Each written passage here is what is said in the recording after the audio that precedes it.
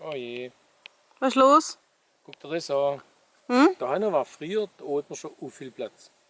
Oha. Also ganz, ganz früher. Aha. Und dann hat mein Vater den Acker pachtet gehabt. Und dann haben wir, weil da viel Platz war und dann ein Haufen Bauschutt da gelegen ist, da haben wir jedes Jahr vom Acker Steine rauslesen müssen. Wege voll haben wir uns Steine zusammengelesen, rausgefahren mit dem Schubkarren auf der Waage, rausgeführt. Irgendwann ist das dann noch als Biotop eingerichtet worden, ausgleichsmäßig.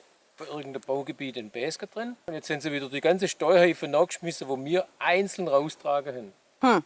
So ist es jetzt geworden. Aber die Steuerhäufe, die sind ja nicht bloß so da. Für was sind die denn jetzt da? Erzähl mal. Für Eidechsler. Eidechsler.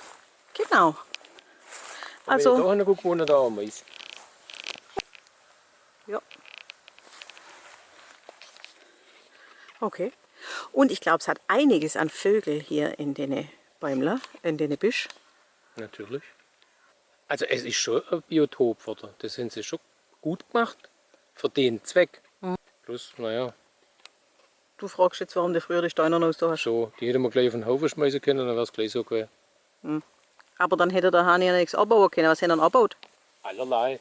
Letztendlich ist ja, läuft es ja auf so mehr oder weniger 3 Felderwirtschaften aus.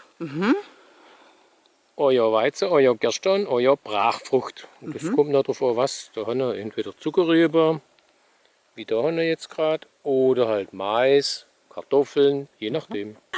Also dann, macht's gut. Tschüss. Ciao. Ade. Hey Leute, hat's euch gefallen?